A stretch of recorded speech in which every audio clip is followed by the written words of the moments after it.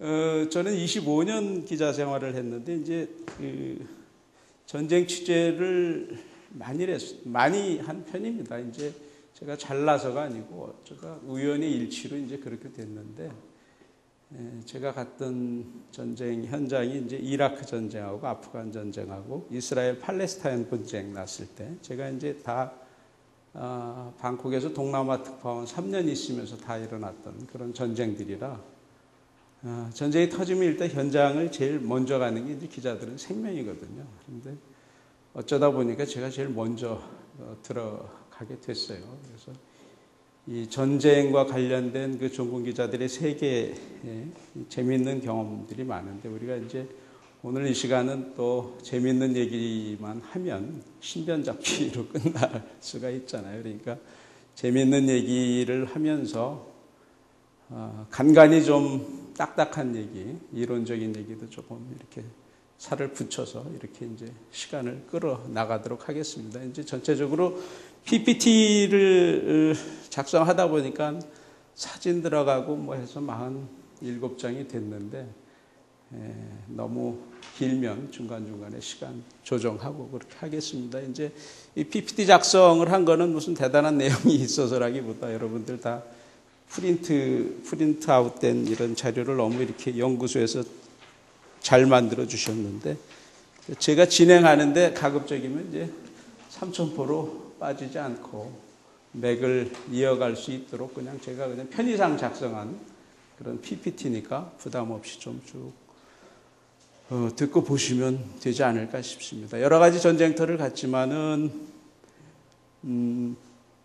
다 말씀드릴 수는 없고, 아프간 전쟁을 중심으로 이제 말씀을 드릴까 하는데, 아프간 전쟁 아직도 진행이 되고 있는 전쟁이지 않습니까? 그래서 이 아프간 전쟁을 통해서 우리가 종군 기자들이 겪는 그러한 세계, 그리고 종군 기자, 세계의 기자들이 모이는 그 현장에서 한국의 그 취재 수준은 어느 정도인가, 이런 걸 한번 가늠해 볼 수 있을 것 같고, 동시에 이 아프간 전쟁이나 이라크 전쟁이나 이런 것들이 석유 자원과 밀접하게 관련된 전쟁이죠. 그래서 오늘날 매일처럼 아침에 뉴스 보면 석유가가 올랐나 떨어졌나 이걸로 이제 하루가 시작되는데, 이 석유 문제도 우리와 전혀 무관하지는 않죠. 우리 일상생활에 굉장히 밀접한 건데, 이 석유 문제에 세계의 국제 정치가 얼마나 복잡하게 엮여져 있나, 이런 것도 한번 생각해 보시면 좋을 것 같습니다.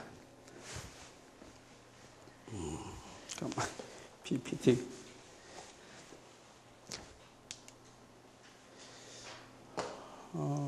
요즘 이제 자스민 혁명으로 시작돼 갖고 저쪽 티니지에서 독재자 물러가고, 요즘은 이제 리비아 사태가 초미의 관심사가 됐죠. 요즘 카다피가 물러나느냐 안 나느냐, 국제사회가 개입을 하고 있는데, 전문가 얘기들 들으면은 조금 미국이 조금 한 발 빠져 있다고 그러죠. 중동 전문가들 얘기 들으면은 이제 2세, 3세 무임승차 비슷하게 권력을 이어받은 사람들이 있는 나라들은 저렇게 이제 민중혁명 비슷하게 거리에 힘이 터져 나오면 버티기가 참 어렵다고 그러는데, 카다피의 경우는 이게 27살에 그 혁명을 해서 집권을 했기 때문에 카다피를 아주 맹종하는 그런 세력들이 있기 때문에 몰아내기가 쉽지 않을 것이다.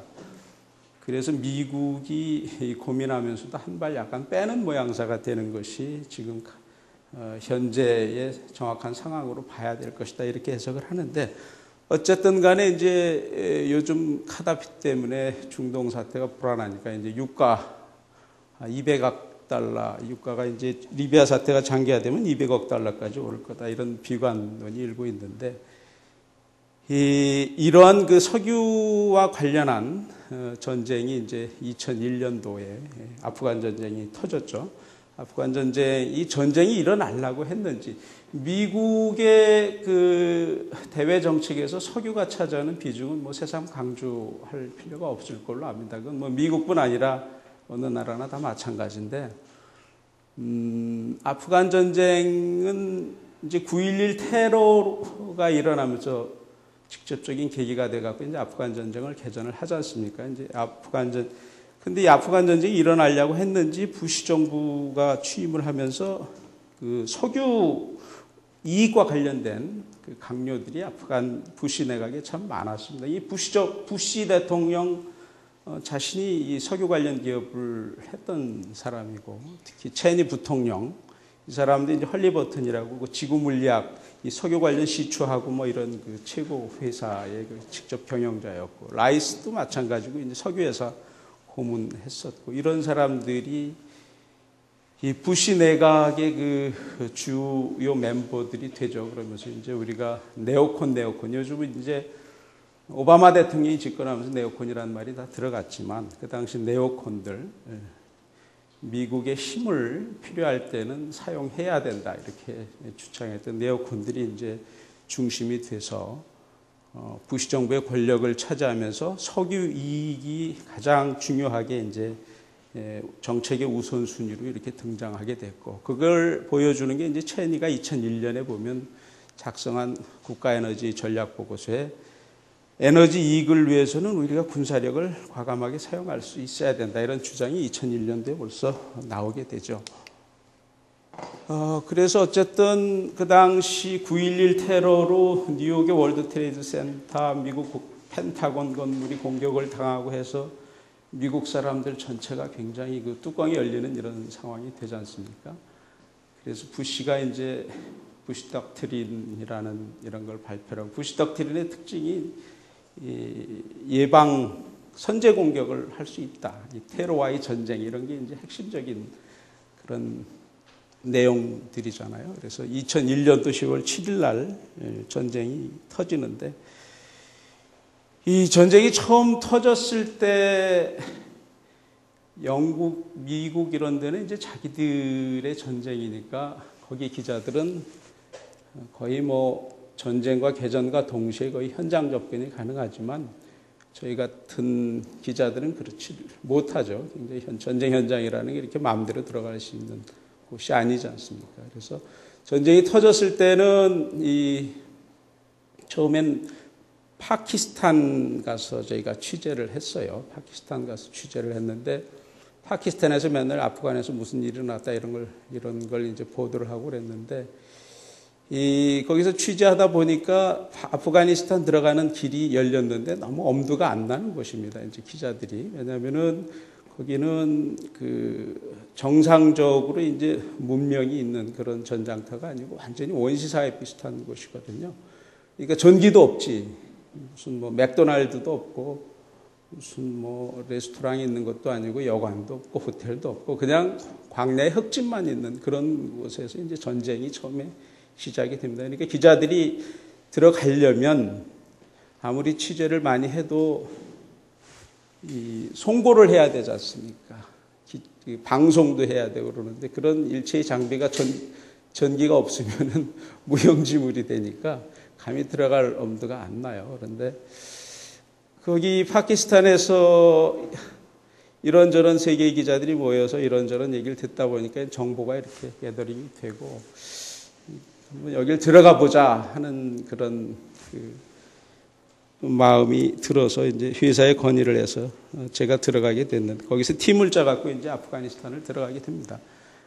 그래서 아프가니스탄을 두 차례 이제 들어가게 되는데, 처음에 아프간 전쟁은 북부동맹 탈레반이 이제 권력을 장악하고 있고, 거기에 이제 북부동맹이 아프간의 한 4분의 1 정도 북부 지역을 차지하고 이런 상태에서 전쟁이 이제 미국이 공격해서 이제 전쟁이 일어나는데, 이 첫 번째 북부동맹이 전쟁을 치르고 있는 그 현장을 제가 가게 되고, 그리고 나서 물이 떨어져서 이제 중간에 할 수 없이 다시 나와갖고, 물이 떨어지면 나와야 됩니다. 거기서는 물이 없으니까 다시 나오게 돼갖고, 두 번째 이제 카불이 함락돼갖고 카불 두 번째 이제 다시 이제 들어가게 되고, 한 두 차례 이렇게 들어가게 되는데, 저희들이 그때 갖고 갔던 장비가 여기 입마 세트라고 이제 이게 지금은 뭐 이런 장비가 구식 장비가 됐지만 그때만 해도 이제 대한민국에서 처음 사용한 장비죠. 저희가 KT에 이제 빌려서 갖고 간 장비인데 이게 화상전화 장비입니다. 아무 때나 그 접시 하나 들고 다니면서 아무 때나 방송 접시를 딱 펼치면 위성하고 연결이 돼 갖고 방송할 수 있는 그런 특수 장비를 갖고서 이제 아프간을 들어가게 되는데, 다음을 보죠. 아프간을 지도를 잠깐 보시면은 아프간이라는 곳이 이 탄자 붙은 나라가 주변에 있죠. 탄자 붙은 나라 주변에 있고, 이 탄자 붙은 나라 굉장히 지금 이게 그 세계적으로 주목받는 그런 나라들이잖아요. 우리나라도 요즘 저 MB 정부 들어와서 한승수 총리가 제일 먼저 방문했던 나라들, 카자흐스탄 뭐 이런 나라들. 왜 자원이 있기 때문에. 뒷부분에 나오겠지만 이제 이 카스피해 지역의 그 석유 자원을 어떻게 이제 끌어서 쓰느냐, 파이프라인을 어떻게 깔아서 쓰느냐, 뭐 그런 게 나오기 때문에 하여튼 이제 떠오르는 나라인데, 어쨌든 아프간은 전쟁이 일어났고, 아프간이라는 곳이 전쟁이 일어난 곳이 저쪽 북쪽입니다. 따지키스탄이라는 나라, 그 페이자바드라고 하는 그 부근에서 이제 전장터가 형성이 됐고, 그래서 우즈베키스탄이 미국의 군사기지를 빌려주고, 그래서 우즈베키스탄을 통해서 따지키스탄을 통해서 이렇게 들어가는 방법이 있는데, 우즈베키스탄으로 들어가려면 저쪽에 협조가 있어야 되니까 불가능했고, 따지키스탄을 통해서 저희들이 이제 들어가게 됩니다. 우선 구체적인 그 얘기를 좀 더 하기 전에 아프가니스탄을 한번 잠깐 개략적으로 한번 살펴보고 가죠.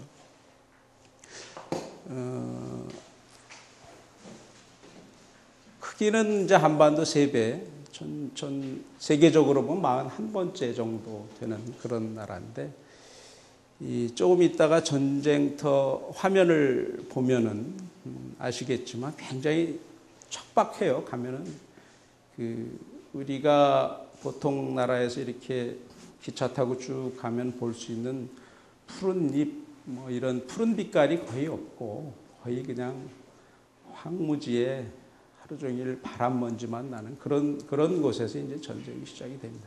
이 전체 땅이 저렇게 넓어도 농경지가 0.21%밖에 안 되는 그런 땅이고, 그러다 보니까 이 나라의 쓰레기 신화라고 표시해 놓은 게 조금 자기들이 이제 자기 나라에 대한 자조적인 이 사람들의 생각을 반영한 그런 건데, 이 조물주가 하나님이 세상을 지을 때 모든 나라들을 다 짓고 나서 제일 마지막에 나라들을 지으면 이제 뭐 우리가 그 종이 갖고 뭐 이렇게 올려서 무슨 작품 하다 보면 찌끄러기들 나오지 않습니까? 그런 식으로 나라 만들고 나서 찌꺼기 갖고 만든 나라가 아프간이다. 그런 그 자조적인 신화가 있어요, 이 사람들. 책에서 보고, 이 사람들 얘기 듣고 책에서 보니까 그런 기록이 있더라고요. 그럴 정도로 이제 먹고 사는 게 굉장히 해결하기 어려운 그런 땅으로 이루어진 그런 나라인데, 인구, 뭐 이슬람 국가라는 거 다 아시고, 기독교 2,000명밖에 안 되고 그래서 지난번에 우리 선교사들 들어갔다가 크게 문제되고 그랬었잖아요. 이런 나라인데 이제 겨우 먹고 사는 거라는 산업이라는 게 있을 수가 없고, 농목, 축업, 아편 생산으로 이게 지금 황금의 삼각지대가 아편 생산의 최대 생산지였는데, 거기서 이제 태국 정부가 아편에 대해서 굉장히 강하게 이렇게 그 정책을 세워서 통제를 하고, 옛날에 그 아편 생산하던 군사 세력이 정치적 타협을 해서 이제 군사 세력이 사라지니까 그쪽에 이제 상당히 아편 생산이 상대적으로 줄어들고 그러면서 여기가 아편 생산의 최고로 이제 떠오른 그런 게 이제 아프간입니다. 이제 근데 지정학적으로는 땅은 이렇게 황무해도 지정학적으로는 굉장히 중요해서 역사적으로 계속 그 외침이 많았죠. 외침이 많았고, 그래서 최근에만 봐도 영국과 이제 세 차례 전쟁 치른 끝에 1919년에 이제 독립하고,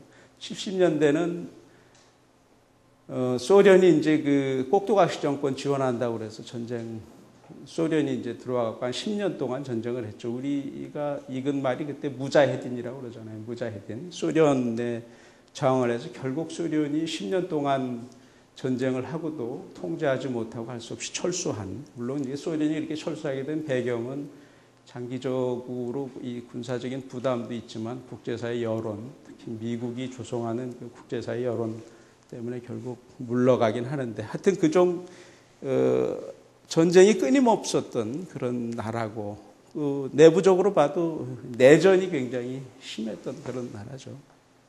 그래서 이 독립 이후에도 보면은 안정적인 그 정권 형성이 안 되고 왕정, 공화정, 신정, 공산통치 이런 걸 모두 경험한 이런 굉장히 그 비운의 그런 나라입니다.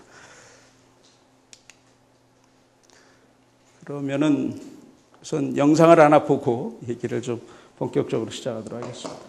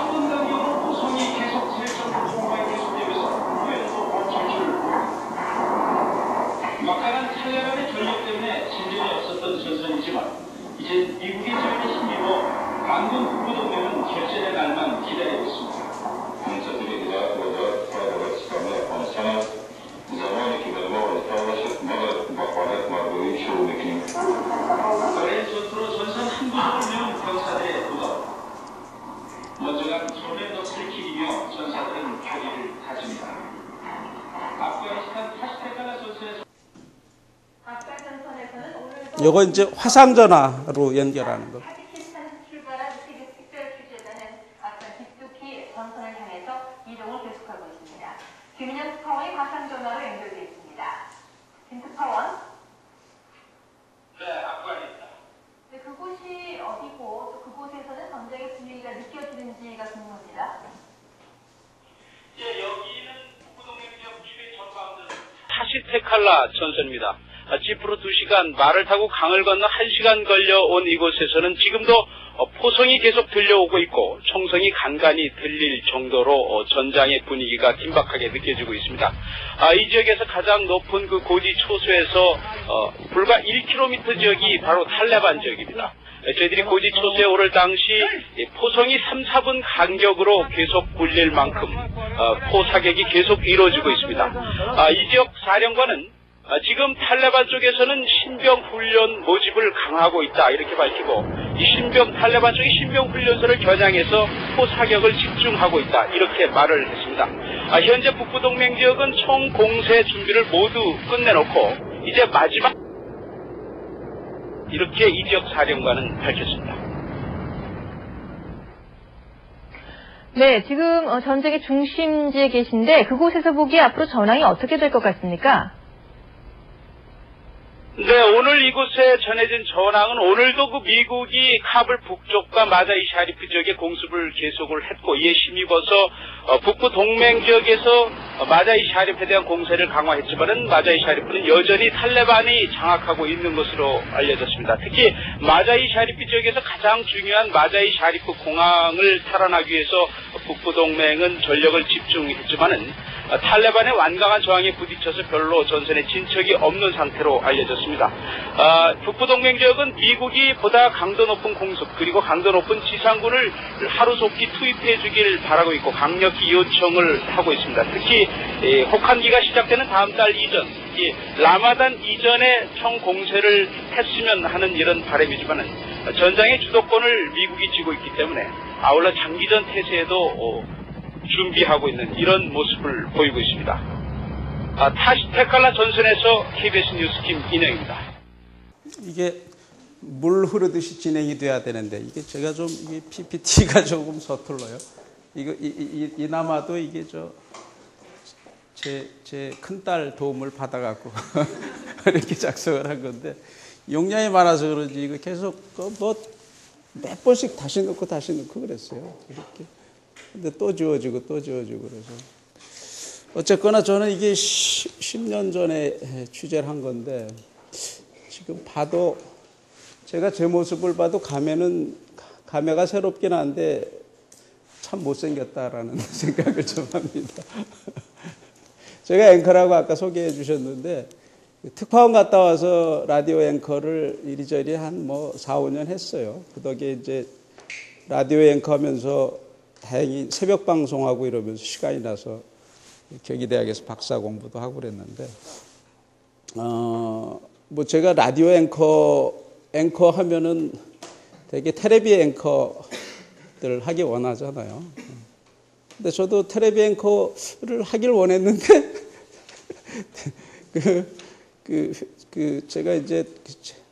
제가 못생긴 건 아니겠지만 딴 분들이 상대적으로 동료들이 더 저보다 잘생겼기 때문에 목소리만 갖고는 안 되잖아요. TV 시대. 그래서 하여튼 라디오 앵커를 좀 했어요. 그래서 아침에 손석희 씨가 진행하는 대항 프로가 있어요. 안녕하십니까 김인영입니다. 안녕하십니까 김진수입니다. 앵커에 따라서 이름 붙이는 그런 프로를 한 1년 했고 그 다음에 이제 아침 8시 뉴스도 하다가 2시 뉴스도 하다가 이렇게 했는데 하여튼 요즘은 잘 회사에서 하여튼 너는 외모가 안 맞춰주니 라디오 앵커를 좀 해라 이렇게 해서 했는데 결과적으로 저한테는 굉장히 유익이 많이 됐어요. 앵커도 이게 잠깐 얘기가 잠깐 3,000%로 빠지는데 앵커도 이게 라디오 앵커가 내공을 쌓는데 굉장히 도움이 많이 됩니다. 여러분들이 한국 사회에서의 앵커라고 하는 거는 아직 앵커라고 미국사의 앵커라고 할 수 있는 개념의 앵커는 없어요.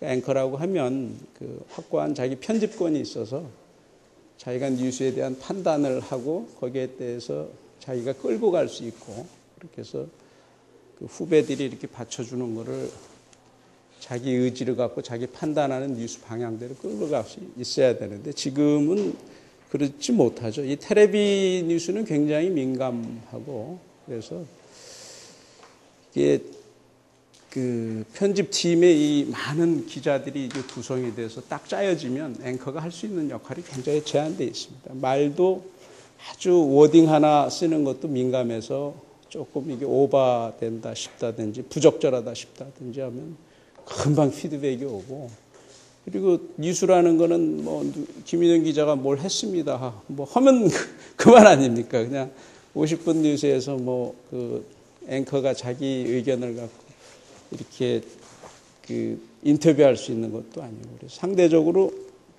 라디오 앵커가 훨씬 내공을 쌓기가 좋습니다. 한 2시간짜리 프로 이런 데서 각계 전문가들하고 이렇게 토론 잠깐 미니 토론도 좀 하고 그리고 그러면서 이제 자기 내공 지식을 쌓기가 훨씬 좋은 게 이제 라디오 앵커입니다. 얘기가 잠깐 3,000%로 빠졌는데 다시 돌아오면 이게 화면에서 보신 게 짐작하는 게 이제 너무 굉장히 거칠잖아요. 자연 환경이 굉장히 거칠잖아요. 그래서 이런 데는 이 취재라는 것이 일어나고 있는 현상을 가서 구체적으로 그 현상을 만들어내고 있는 전쟁을 하고 있는 사람들을 만나서 어떻게 진행이 되는지 이런 걸 취재하고 그걸 보도하고 이런 게 우리의 본질적인 일이지만 그 일보다는 이게 서바이벌이 굉장히 중요합니다. 서바이벌이 여기서 어떻게 먹고 살 것인가.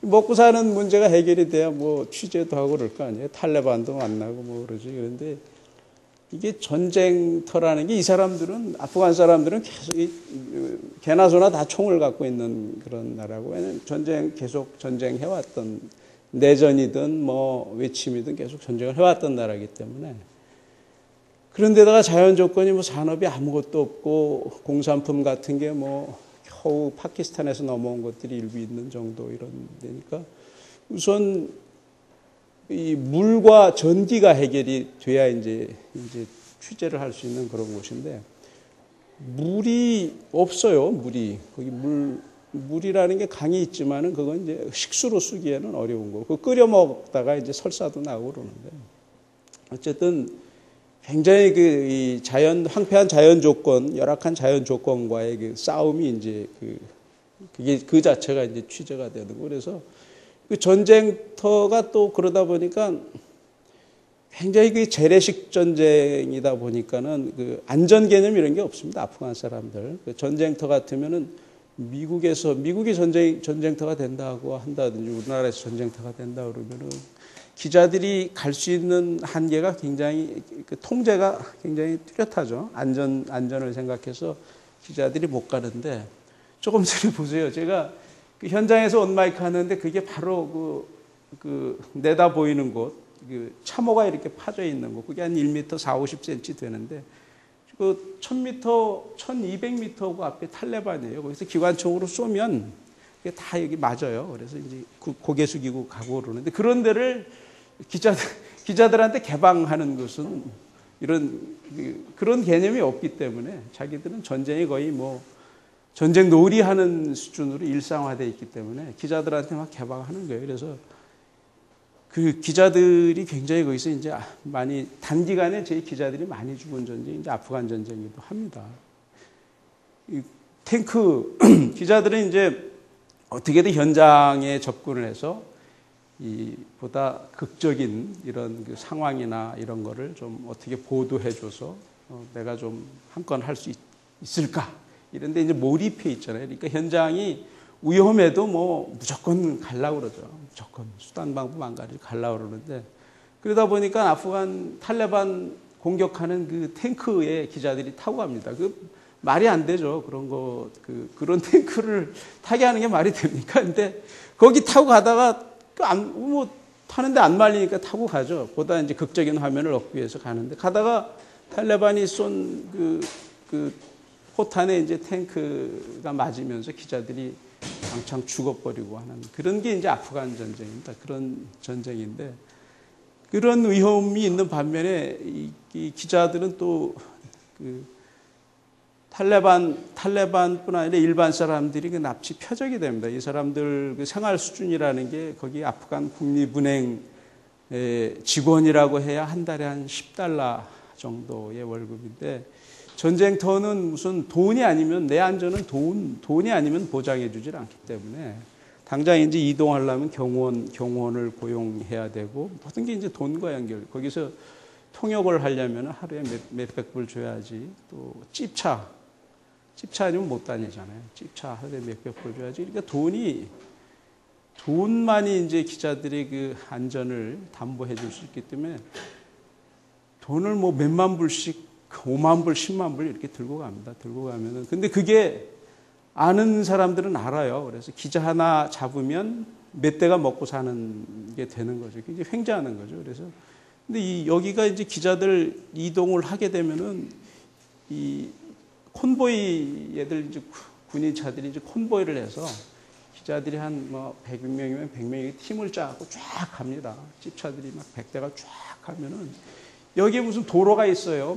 뭐가 있어요. 그냥 황야에 가다 보면 지형도 이렇게 그 굴곡이 많고 이러다 보면은 한 100대 이렇게 가다 보면은 뒤처지는 데가 있죠. 그러면은 그 위 높은 곳에서 망원경으로 이렇게 보고 있다가 뒤처지는 그 집차 습격해갖고서 기자하고 뭐 통역 이런 거 다 싸죽이고 돈 털어가고 그래도 여기가 무슨 치안이 있는 곳이 아니잖아요. 문명사회가 아니니까. 무슨 시체 발견했다고 신고한들 그걸 뭐 조사를 하겠습니까? 기자 하나 죽인다고 한들 그건 누가 조사를 하겠습니까? 그러니까 기자들이 그런 표적이 많이 돼요. 그리고 그 숙소도 그래서 아무 숙소나 못 잡습니다. 숙소에 들어와서 유리창 깨고 들어와서 그 기자 죽이고 이렇게 돈 훔쳐간 그런 사례도 있고 그래서 숙소는 아프간 정부 외무성에서 보장해주는 숙소가 있어요. 그래서 거기를 이제 반드시 경호원들이 총 세고 밤새 이제 보초수고 그럽니다. 그런 데서 이제 안전 숙소에서만 살 수 있고 여기 뭐 4시 되면은 벌써 어둑어둑해져서 어디 다닐 수도 없고 다니면은 굉장히 위험한 곳이고 이런 곳입니다. 그런데 이런 전쟁터에서 이다 보니까 이 돈이 기자들의 안전을 담보하고 취재 환경의 조건을 좌우하다 보니까 이 부자 나라와 그 가난한 나라의 그 위상이 여기서 아주 뚜렷하게 나타납니다. 이게 우리가 이제 그 앞에 타지키스탄 옆에 있는 나라를 통해서 한 10시간 거쳐서 찝차를 타고 와서 가는데 아까 말씀드리길 물이 없다고 그랬잖아요. 먹는 물을 사갖고 들어가서 물이 떨어지면 철수해야 돼요. 물이 떨어지면. 근데 물을 그러다 보니까 많이 갖고 가야 되는데 많이 갖고 갈 수도 없어요. 찝차 한 대 빌리는데 하루에 300불, 찝차 한 대 더 빌리면은 300불이 추가로 들어가고 이러니까 우리 팀이 이제 저하고 카메라 기자 둘, 카메라 기자 둘, 엔지니어 해서 5명인데 5명에 방송 장비 싣고 거기다 물 싣고 그러면 찝차 2대 갖고 뭐 굉장히 빠듯하게 갑니다. 그러니까 저희가 들어갈 때는 딱 2주 버틸 수 있는 거예요. 여기까지 와서 아프간 가서 우리가 이 화상전화 장비도 있으니 가서 현장에 우리가 있다는 것만 보여주고 나오자 이렇게 해서 이제 들어가게 됐는데 들어가 보니까 이 CNN이나 BBC는 그러면 어떻게 했어요? CNN이나 BBC는 아예 거기 그 헤드쿼터를 집니다. 임시 그 막사를 져요. 막사를 져갖고서 그 트럭이 일주일에 한 번씩 이 타지키스탄 국경을 넘어서 병참 이 공급을 하죠. 먹을 거 기본적으로 먹을 거 그리고 자기들 먹고 싶은 거 이런 거 그냥 일주일마다 이제 트럭이 날르는데 우리 같은 기자들은 그냥 물 2주분 버틸 것 같고 들어갔는데 우리 같은 이런 전쟁터는 그야말로 이제 미국, 영국, 일본 이런 그 선진국들의 주 무대예요. 들어가 보면 굉장히 여기서 뭐 KBS가 큰 회사라고 하지만 그 우물한 개구리죠. 이런 데 가보면은 굉장히 우리만 해도 굉장히 난 겁니다. 우리만 해도 이제 거기 아까 말씀드렸듯이 이제 들어가면은 그 황야의 흙집이 있는데 흙집에 이제 거기 옆에 경원이 밤새 이제 지키고 그러는데 이제 전기가 없으니까 일단 송고수단이 없잖아요. 그러니까 두바이에서 들어가기 전에 이제 발전기 사갖고 이렇게 들어갑니다. 발전기 사갖고 들어왔는데 이 포르투갈 기자들 우리가 이제 포르투갈 기자들이 같이 이제 숙소를 같이 썼는데 이 친구들이 우리한테 붙은 거예요. 포르투갈이 뭐 경제력이 우리랑 지금은 우리가 낮지만 그때만 해도 뭐 우리랑 비슷한 수준인데 발전기가 없으니까 이 전쟁 취재는 빨리 해야 되겠고 그냥 무조건 들어가는 거예요. 무조건 들어와서 우리 같은 팀에 붙어갖고 야 이거 좀 우리 기사 발전기 좀 나눠주라 발전기 전력 좀 나눠주라 기사 송보 좀 하게 이렇게 우리가 이제 관대하게 오케이 해서 이렇게 그러니까 우리만 해도 이제 경제 수준이 그만큼 되니까 저기까지 간 거고 이보다 못한 데는 이제 발전기도 없고 그냥 맨몸으로 들어와서 기자들이 굉장히 비참하죠. 그 송고 한번 할 때마다 CNN, 오늘은 CNN, 내일은 BBC 이런 데 가서 국어를 해야 되니까 굉장히 비참합니다. 이제 가보니까 그래도 우리는 발전기라도 있으니 중간이나 좀 된다. 거기 가보면 어떤 통역을 이제 영어를 잘하고 현지 사정을 잘 알고 이런 통역을 쓰는 게 이제 취재를 그만큼 쉽게 할 수 있는 효율적으로 할 수 있는 건데 아주 에이스 통역들은 다 이제 저쪽에 미국에서 다 도래해가고 일본에서 다 도래해가죠. 일본 사람들 뚜렷하게 느껴지는 건 일본이 한번 가면 굉장히 어렵습니다. 단가가 확 높아지기 때문에 일본 사람도 우리는 뭐 한 300불 주면 뭐 500불 주고 좋은 놈 다 뽑아 그러니까. 근데 일본 사람들 전쟁터 제가 몇 번 갔더니 특징이 있어요. 일본 사람들은 일본만 해도 기자가 전문화되어 있어서 우리는 그게 전문화가 안 돼 있죠. 그때 이런 거 터지면 그때 막 되는 사람 막 보내고 그러는데 쟤들은 종군 기자 훈련도 받고 이렇게 해서 전문성을 따져서 간 놈이 또 가고 그래요. 저 아프간 갔는데 나중에 이라크 가니까 또 이라크에 또 놈이 중동 통이라고 그래갖고 또 왔고 뭐 그러는데, 일본 기자들은 돈을 이렇게 딱 주고 해결이 안 되면 그 게임의 룰 안에서만 움직여요. 일본 기자들은 항상 돈 해갖고 몇 가지 이제 할 수 있는 기존 루트를 딱 뚫어보고 돈으로 해보고 안 되면은 딱 포기합니다. 딱 포기하고 더 이상 안 가요. 안전이 제일 우선이고. 근데 뭐 한국 기자들은 안 그렇죠. 한국 기자들은 하여튼 몸으로 때웁니다. 그거는 아마 우리 기자들뿐 아니라 우리 한국 사회가 아직까지 그런 그 다이내미즘이랄까 뭐 그런 어떤 한번 도전 정신, 한번 부딪혀보자 뭐 이런 거는 상당히 있는 거예요. 우리 현장에 가니까 별로 겁나는 게 없어요. 저희 기자들이 진짜 한국 기자들이 열심히 합니다. 근데 일본 기자들은 굉장히 그게 이제 선진국이 돼 있고 어느 정도 이런 것들이 제도화의 틀 안에서 녹아서 그런지 안전이 조금 위협받는다 그러면 안 움직입니다. 그러니까 우리가 같은 경쟁 상대라고 하면 굉장히 쉬운 상대예요. 굉장히. 근데 경쟁 상대일 수는 없죠. 일본 사람들은 자기 취재해서 일본 방송에 방송하는 거고, 우리는 방송에서 우리 방송에 보도하니까 경쟁 상대는 아닌데, 하여튼 좀 만만해요. 우리 일본 사람들. 근데 하여튼 돈으로 다 해결하니까 굉장히 일본 사람들이 설치면 굉장히 우리가 상대적으로 위축이 될 수밖에 없는데, 그래도 일본 사람들이 앞서가는 걸 어디서 알 수 있냐면은 일본의 정보 수준이라는 게 굉장히 앞서가요. 그래서 우리나라 외교관들이 종종 무슨 사건 터지면 민원 수렴해서 해결하는 능력이 약하고 그런 해외 공간에서 그런 의지가 약하다 이런 게 요즘 많이 문제가 되잖아요. 근데 그런 이 아프간 전쟁도 보니까 나중에 이제 북부 동맹이 이제 전쟁 미국의 힘을 얻고서 카불을 함락해서 들어가서 카불에 가 보니까, 카불에 가면 그 호텔이라고 다 망가진 호텔 하나 있는데 거기에 이제 그 각종 메모가 이제 쫙 붙습니다. 거기에 이제 모든 저널리스트들이 다 그날의 동정, 동태, 정보 이런 것들이 다 집결이 되는데 거기에 일본 외교관이 들어가 있어요. 일본 외교관이 기자들하고 같이 움직이면서 이 정보 컬렉팅을 하는 겁니다. 그 정도로 앞서가요. 근데 우리가 거기 우리 외교관이 처음 나타났던 게 우리가 카불에서 철수하고 나중에 이제 뉴스가 더 이상 뉴스가 안 돼서 철수하고 한참 지난 다음에 그 파키스탄 옆에 있는 파키스탄 대사가 나중에 이제 몇 달 뒤죠. 그 정도로 일본의 정보 수집 능력하고 우리하고는 굉장히 차이가 많이 나요. 그런 것들이 아주 현장에서 우리가 뚜렷하게 볼 수 있는 것들이더라고요. 어쨌거나 이제 우리가 투지는 있는데 하여튼 우리가 잘 산다고 하지만 역시 전쟁 취재를 프로페셔널하게 하기는 굉장히 약하다.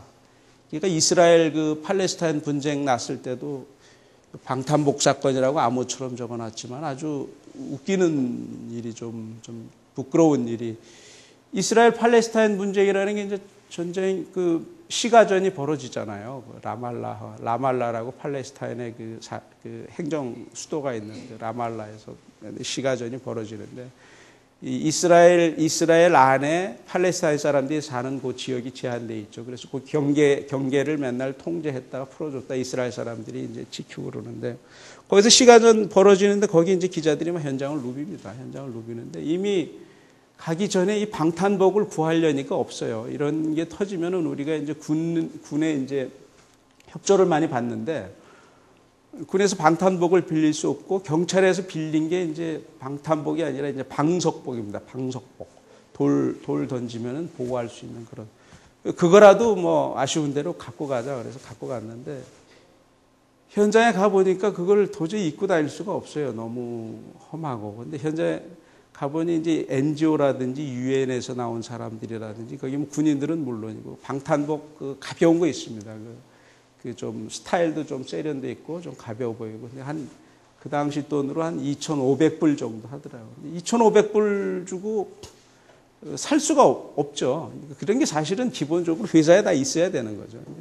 KBS 같은 데는 그런 게 당연히 있어야 되는데 없어요. 없으니까 방석복을 갖고 가서 위험하니까 이제 입을 수는 없고 그래서 거기에 그 시장에 가면은 그 방탄복, 이게 다 베트남전 뭐 이런 옛날 방탄 몇십 년 된 거, 그걸 할 수 없이 그걸 구입을 해갖고 해서 갔는데 이걸 입고 다니면 이스라엘이 굉장히 더운 나라잖아요. 이게 막 너무 무거워서 몸을 걸어 다니기가 어리고 뭐 땀이 뭐 엄청 나죠. 근데 그걸 입고 그래도 안전하다고 하면 그냥 입고 다니는데 이게 굉장히 쪽팔립니다.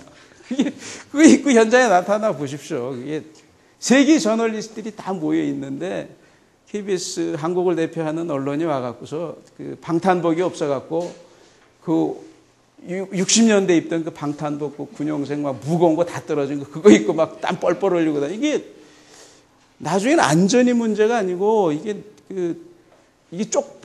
국제적인 망신이다, 이게. 그러니까 나중에는 벗어놓고, 야, 이거 안 되겠다. 현장 욕심을 덜 내도 우리가 좀 이거 벗고 이렇게 다녀야 최소한도 그 나라 망신 안 시키겠다 해갖고서 벗고 다니고 이제 그랬는데, 그때 한번 내가 뼈저리게 우리가 얼마나 이 전쟁 취재니 이런 프로페셔널한 점에서 얼마나 부족한가, 우리가 먹고 살 만큼 됐다고 해도 아직 갈 길이 멀다, 그걸 뼈저리게 느꼈는데 아프간 가니까 똑같은 상황이 벌어진 거예요. 이게 이제 우리의 어떤 수준입니다. 아직 이런 면에서는 이 정보를 수집하는 국가의 어떤 능력이나 의지나 구조나 이런 것들이 굉장히 취약하고, 언론도 뭐 상대적으로 언론도 이런 국제 취재 현장에 있어서 굉장히 촌딱인 거죠. 촌딱이기 때문에 그 정도밖에 안 되는 거죠.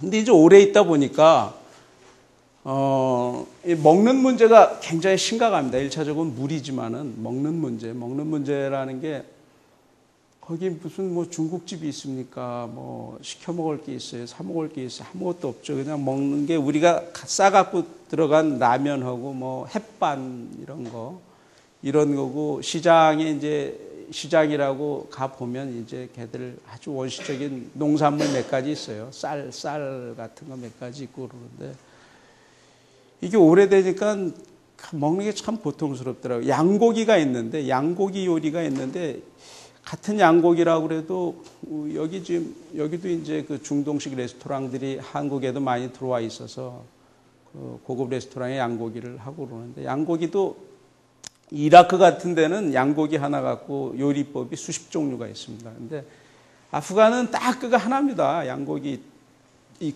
쇠꼬치 길다란 쇠꼬치에 꽂아 갖고서 그냥 굽는 거 돌려서 굽고, 그 넓은 빵이 있어요. 난빵 같은 거, 하얀 빵. 거기에다 이제 그 쇠꼬치에 갖고 이렇게 싸 먹는 건데, 우리가 그 먹기가 참 어려워요. 먹기가. 우선 왜냐면은 아프간 들어가면서 이제 딴 기자들 보면 그거 먹고 이 장이 굉장히 결정적으로 나타나거든요. 그런 데는 장이 굉장히, 그런 현장에 가면은 물이 바뀌지 이 음식이 바뀌지, 그러니까 장이 굉장히 민감하게 반응을 해요. 그러니까 그런 것도 겁나고, 이미 다른 그 외국 기자들 탈난 것도 보고 뭐 이러니까 감히 이제 먹을 염두를 안 내고, 그러니까 제일 좋은 게 이제 그 닭입니다.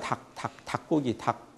닭이 아까 아프간 국립중앙은행 월급이 10불인데 닭 하나에 15불이에요. 15불 주면, 15불이라도 우리는 굉장히 싸죠. 우리 수준으로는. 15불 주면 거기 총 들고 밤새 지키는 개가 좋다고 가서 이제 생닭, 살아있는 닭 사다가 우리 보는 데서 이제 털 다 죽이고 털 뽑고 이렇게 해서 주면, 그걸로 이제 우리가 삼계탕을 끓이죠. 쌀은 그 아프간 시장에서 쌀은 있으니까 이제 우리 쌀 같은 아니 날아가는 쌀이지만 쌀 집어넣고 배를 묶어야 되잖아요. 거기 배를 묶어야 되는데 묶을 실이 없으니까 우리 그 맨날 먼지 오고 싸움하느라고 마스크를 많이 하는데, 마스크 끈을 끊어 갖고서 이제 마스크를 이렇게 묶죠. 묶어서 먹으면 그 삼계탕이 아마 그 우리 구성원들 다 그렇게 얘기를 하죠. 같이 갔던 자들 진짜 그 이상 맛있는 삼계탕이 없어요. 그 삼계탕. 진짜 맛있습니다. 이게 맨날 그 이상한 음식만 먹다가. 근데 어느 날 아까 말씀드렸지만은 신문 기자들이 몇 명 들어왔어요. 신문 기자들이 KBS가 그 정도 거지인데 신문은 뭐가 있겠어요. 딸랑 볼펜 하나 갖고 들어옵니다. 볼펜 하나 갖고 들어와서 그래도 이제 그게 굉장히 열심히 하는 각사에서 제일 민한 기자를 보내는 거예요. 기자 욕심 되니까 막 제일 먼저 들어가서 현장 사진 하나 찍어. 그러니까 막 오늘은 CNN 가서 구걸하고 기사 송고할 때마다 BBC 가서 구걸하고 그러다 우리를 딱 만난 거예요. 야, 발전기도 있다고 그러지. 야, 역시 KBS가 다르구나. 그러니까 그런 데서는 굉장히 그 동포애가 뜨겁게 느껴지잖아요. 그래서 오늘 전에 우리가 파티해 줄 테니까 와라. 그래서 이걸 삼계탕을 끓여서 그걸 먹고 울었어요, 기자가. 얼마나 그 며칠 동안, 한 일주일 동안 그 서러웠으면. 그 한국 기자가 있어요. 누가 있어요. 그 BBC니 뭐 CNN 이런 애들 만나서 해보면 그냥, 기자, 뭐 선의로 이렇게 도와주는 사람 있는가 하면 노골적으로 이렇게 경멸하고 아주, 그런 적이도 안 되면서 뭐하러 오냐, 이런 표정을 짓는. 하여튼 그런 걸 다 그 굴욕적인 걸 다 감수하고라도 그냥 버텨왔는데, 우리 만나갖고 전기도 쓰고 삼계탕도 대접받고 그러니까 눈물이 나는 거죠. 그래서 두고두고 이제 돌아와서 그 얘기를 하는데, 이것도 이제 먹다 보니까 삼계탕도 이제 몇 번 먹다 보니까 또 이게 입이 간사해서 또 딴 걸 또 먹고 싶은 거예요. 그래서 쇠고기 한번 먹어보자 그랬더니 그 경호원이 쇠고기는 안 된대. 쇠고기는 왜 안 되냐? 그러니까 맛이 없고 쇠고기 제일 가난한 사람들이 먹는 거래요. 그래서 맛이 없거나 말거나 우리 이제 더 이상 안 되겠으니 무조건 사와라.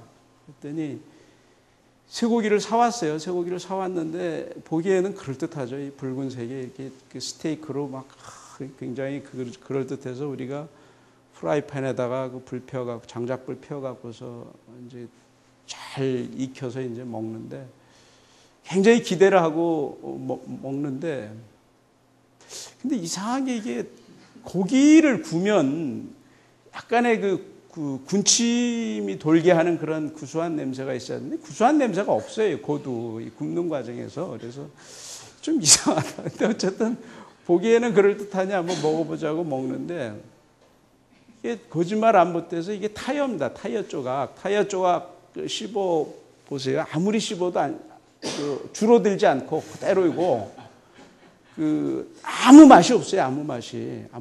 그래서 그래도 좀 아무리 그래도 한 50번 씹으면 그래도 좀 되겠지 하고 씹다가 결국 포기하고 이제 다 버렸어요. 다 버렸는데 그런 게 해도 너무 이럴 수가 있는가?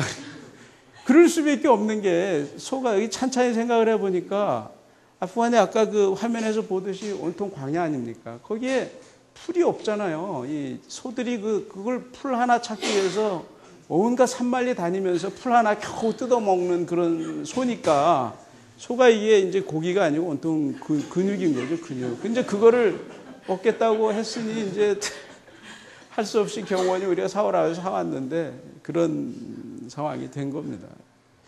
이제 술도 이제 가보니까 이제 나중에 카불 함락, 이 아프간이라는 곳이 이슬람 국가니까 술이 없죠, 술, 애들하고 굉장히 친해져도 술 먹자 그러면 우리 율법에 어쩌고 안 먹는데, 나중에 이제 거기서 크리스마스 지내게 됐는데 술을 잘 먹어요. 우리가 주면 무지하게 잘 먹습니다. 잘 먹고. 근데 그게 막 사람들이 들어와서 하다 보니까 술이 막 동이 나갖고 보드카 한 병에 이제 250불. 보드카 싸잖아요. 이게 러시아 보드카도 아니고 그 옆에 탄자 붙은 나라에서 만든 아주 싸구려 술인데 그게 하나 250달러 내고 사고 그럴 정도로 이제 열악합니다. 근데 그래도 하여튼 먹는 거는 이럭저럭 버텼는데 어느 날 갑자기 보니까 우리랑 같이 있던 포르투갈 기자가 새벽에 일어나면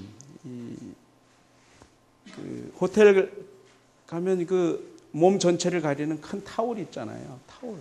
하얀 타올로 이렇게 몸을 그 하체를 다 싸고 화장실을 가더라고.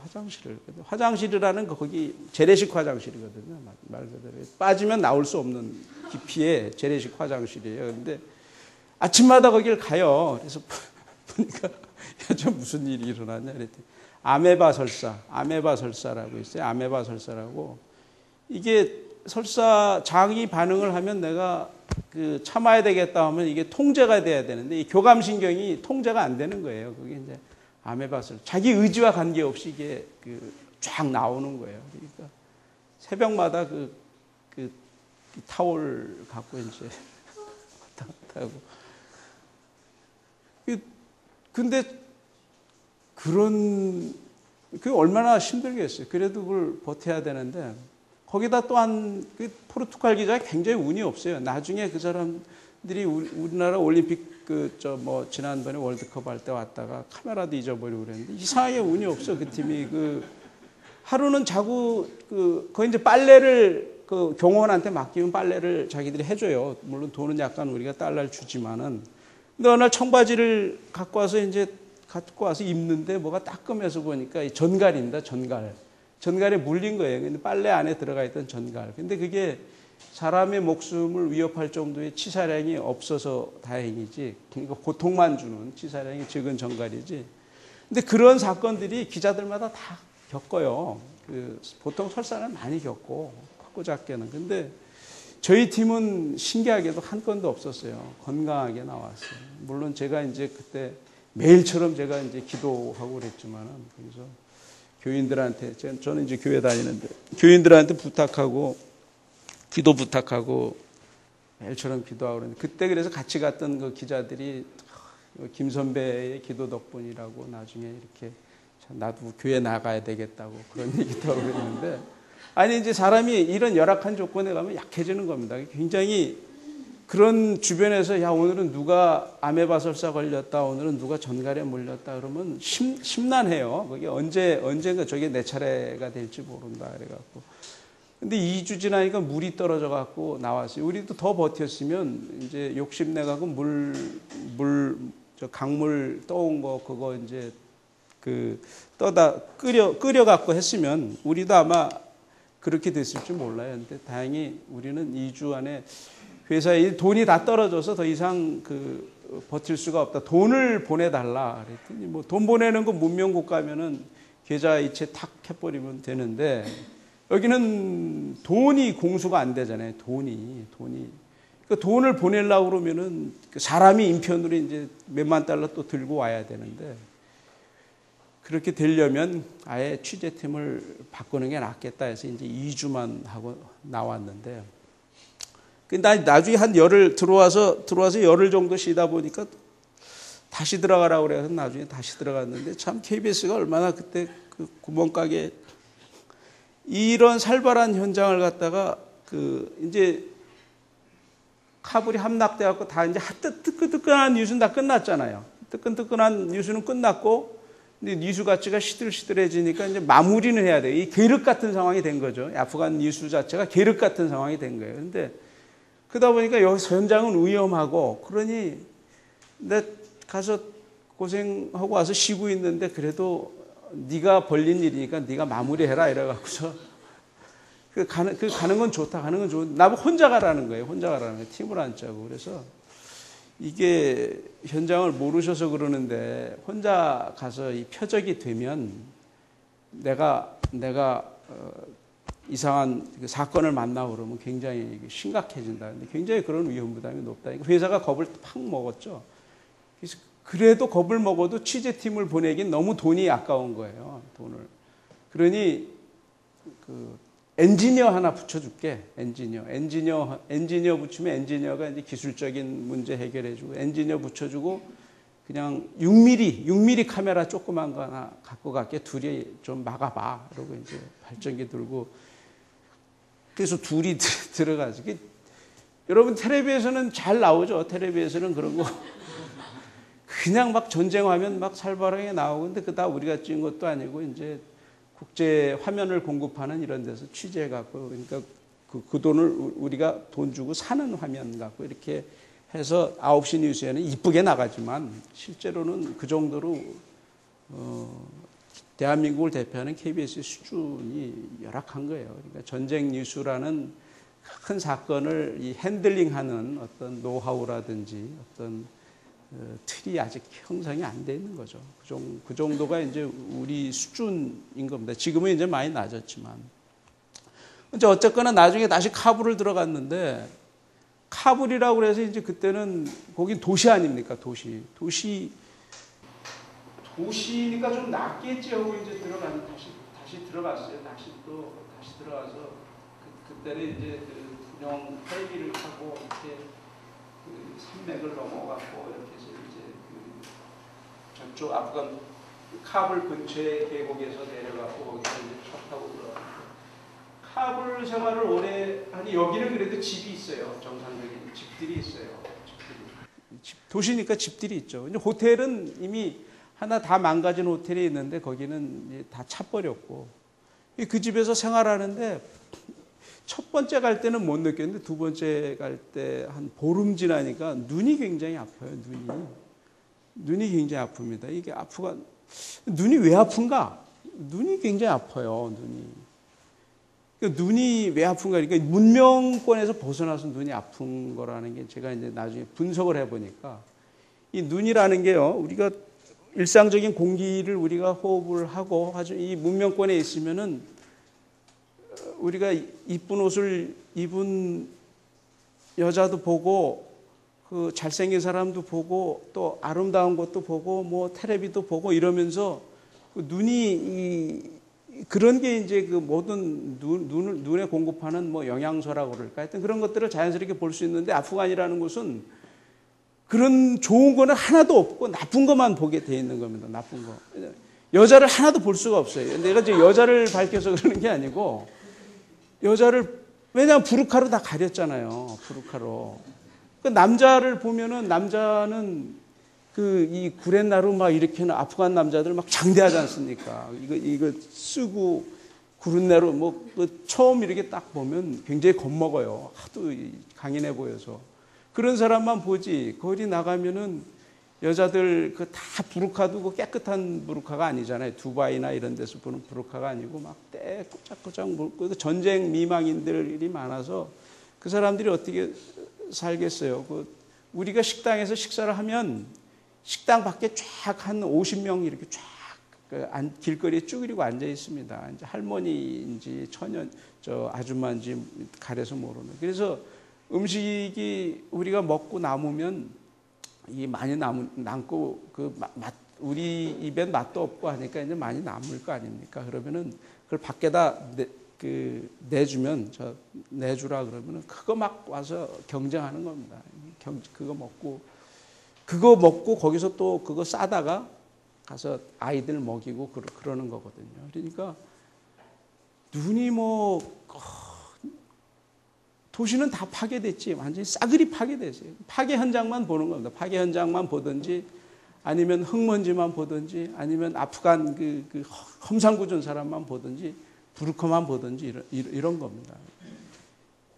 눈이 막 아프고, 그리고 제일 오래 있다 보니까 제일 급한 게 이제 이태리 타올이 그렇게 그리울 줄은 몰랐어요. 왜냐하면은 우리가 오래 있으면은 우리는 문명 국가에서 살아서 이제 적응이 잘 안 되잖아요. 암만 그런데 비상 상황에서 갔다 그러지만 몸을 좀 닦아야 되는데, 이 카불 호텔에 방은 없지만 거기 그래도 사우나가 있어요. 사우나라는 게 정상적으로 작동이 되는 그런 사우나가 아닌데, 우리가 가서 10불을 찔러주면, 뽀이한테 10불을 찔러주면 물을 20분간 따뜻한 물을 틀어줍니다. 20분간. 그러면은 일주일에 한번 날 잡아서 가서 20분 동안 얼른 이거 하고 나오는데, 20분 동안 그렇게 하고 나오니까 나중에 사람의 욕심이 참 끝이 없죠. 처음엔 그 정도만 해도 개운하다 그랬는데 나중에 하니까 때를 굉장히 밀고 싶은 거예요. 때를.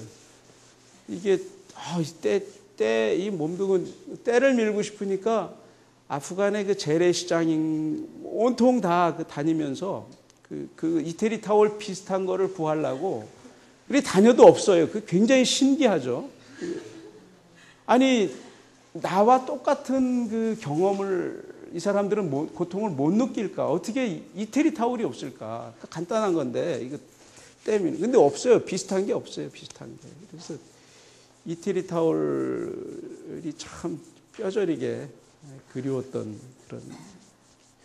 근데 그 탈레반 시절은 탈레반이 쫓겨나고 나서 무슨 게 탈레반 시절이 극단적인 이슬람 아닙니까? 그러니까 뭐 여자, 술, 담배 이런 거 다 비디오 테이프 이런 거 다 놉니다. 근데 나중에 탈레반이 막 저 패전해갖고 막 쫓겨가갖고 탈레반 간부집 막 그 아프간 현지인들이 가보니까 무슨 비디오 테이프 무지하게 많이 나왔거든요. 그 중에 이제 그 도색 테이프도 나오고 그래서 역시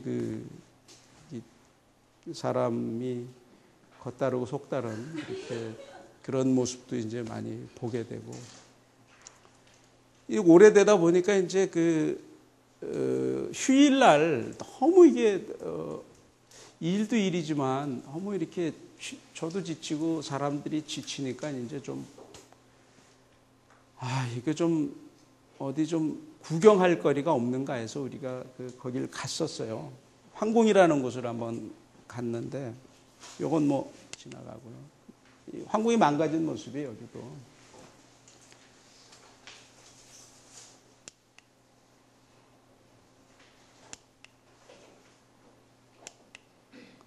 총알 박힌 모습이고 여기 이제 우리 취재팀이고 근데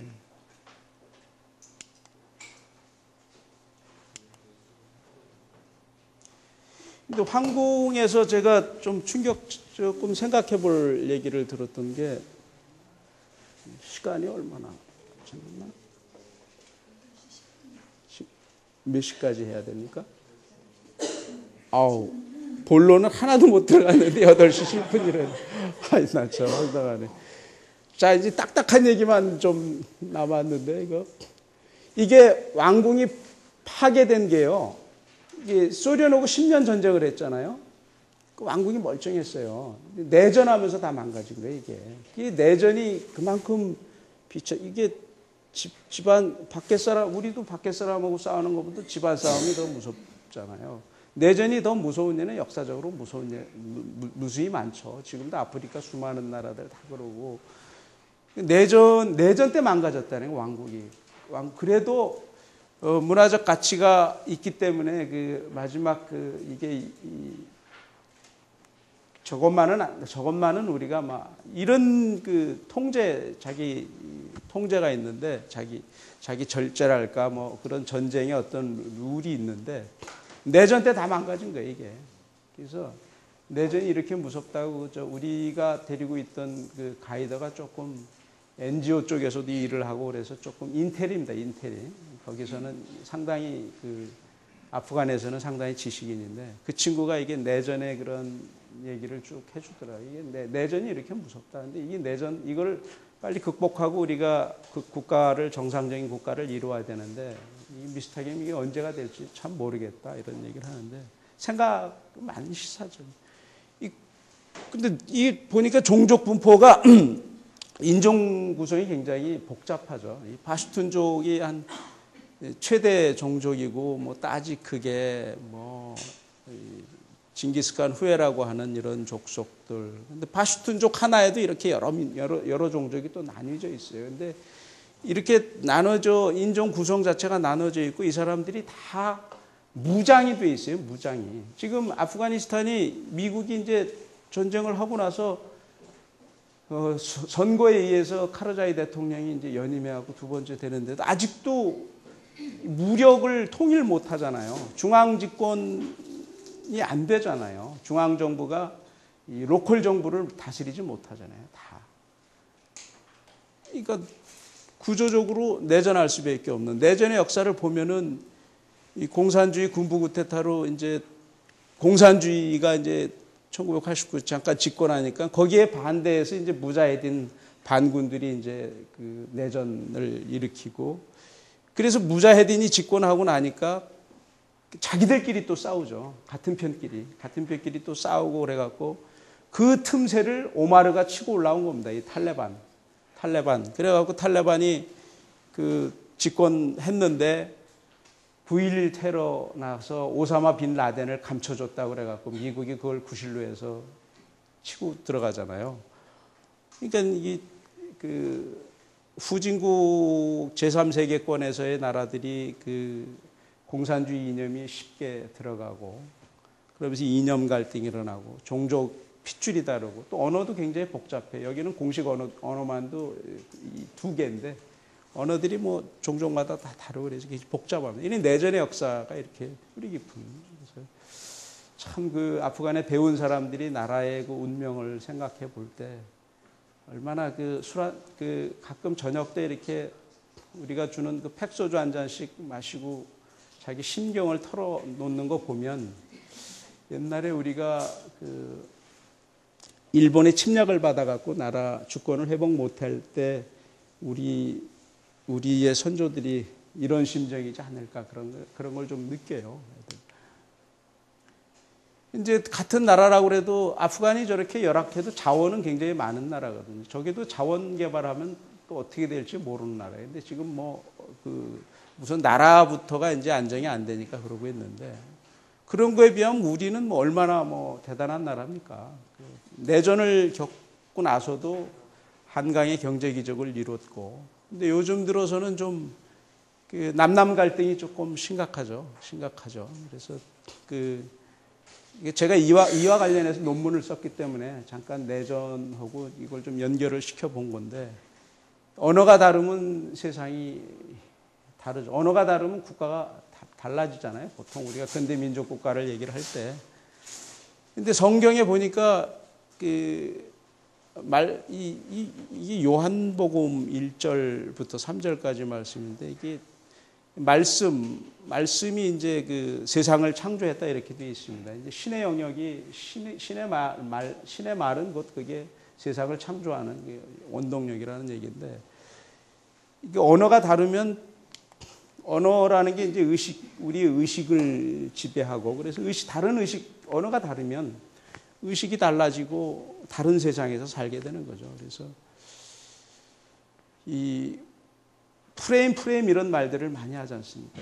요즘 프레임은 뒤에 나오는 조지 레이코프라는 사람이 또 프레임 이론을 인지 언어학자가 이제 개발을 해갖고서 요즘 조지 레이코프의 코끼리는 묻지 마 이런 책들이 많이 읽고 그러는데 이 프레임이라는 게 신문방송학 언어학 이런 데서는 프레임 분석을 오래전부터 했죠. 프레임 분석에 대한 이론이라고 하긴 뭐하고 좌우지간 프레임 분석을 많이 했습니다. 근데 프레임 분석이라는 게 사람은 객관적인 현실을 있는 그대로 인식하지 못한다라는 게 전제가 되어 있는 거죠. 같은 현실이라도 이 주관적인 해석이 다 다른 거죠. 우리 내부에 그 생각의 그 프레임 틀이 있어서 그 틀에 따라서 해석이 달라진다. 이런 거 아니겠어요? 쉽게 얘기해서.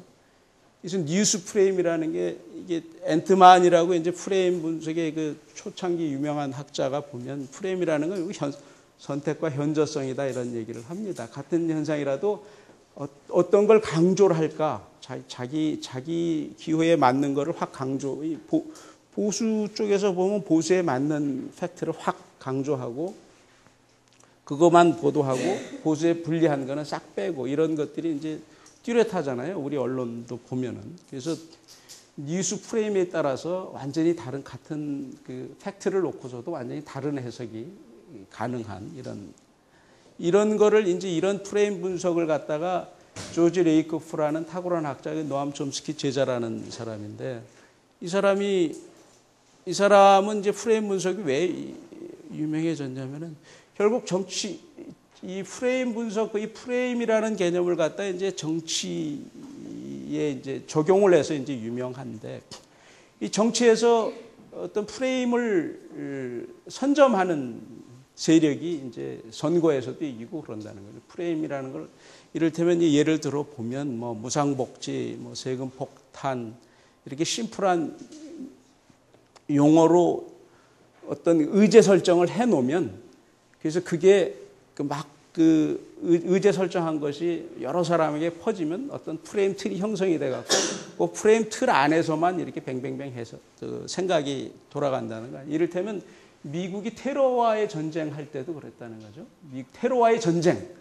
이 테러와의 전쟁 하니까 9.11 테러 나고 나서 미국 사람들이 열받아 있을 때 그 테러와의 전쟁이라는 그 용어로 미국 사람들이 프레임을 형성을 해서 결국 국민을 전쟁에 동원하는 데까지 성공했다 뭐 이런 건데, 이 조지 레이코프라는 사람이 한 얘기가 이런 얘기입니다. 이제 합리주의는 보편적 이성을 강조하지만 이 뒷부분이 중요하지. 동일한 사실들이 팩트는 똑같은데 사람마다 프레임이 다르면 결론이 다 다르다는 거죠. 이 조지 레이코프라는 사람이 얘기한 게. 그래서 구체적으로 보면 천안함 사건 났을 때도 천안함 사건이 물론 과학적인 증거를 제시하는 그 한계가 있겠지만 과학적인 증거에 충분하고 부족하고를 떠나서 프레임이 다르다는 거죠. 프레임이. 그러니까 아무리 증거를 많이 제시해도 안 믿는 사람은 안 믿는 거고 믿는 사람은 믿는 거고. 뭐 4대강 마찬가지죠. 4대강이 뭐 좋다 나쁘다 뭐 문제가 있다 하는데 아무리 좋다고 그래도 나쁘다고 이렇게 프레임 형성이 돼 있으면은 뭐 그걸 그 사람들이 결론을 안 바꾼다는 거죠. 그런 자기 합리적인 이성으로 이렇게 판단해서 바꾸는 게 아니라 프레임이 한번 정해지면 안 바꾼다. 그래서 이 프레임을 선점하는 게 굉장히 중요하다. 이 조지 레이코프라는 사람이 미국에서 왜 진보가 보수의 선거에 졌느냐 이걸 원인 분석하다 보니까 이런 이론이 나오게 됐는데, 그래서 진보가 다시 그 선거에 이기려면 프레임을 빨리 선점하는 언어를 만들어내는 것이 중요하다.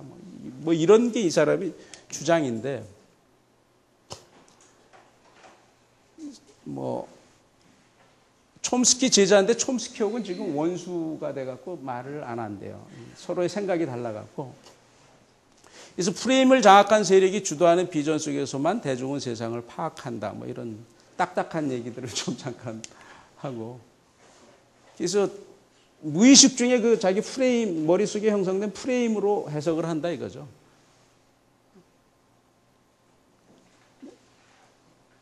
상대편의 프레임을 단순히 부정하는 것은 단지 그 프레임은 강할 뿐이다.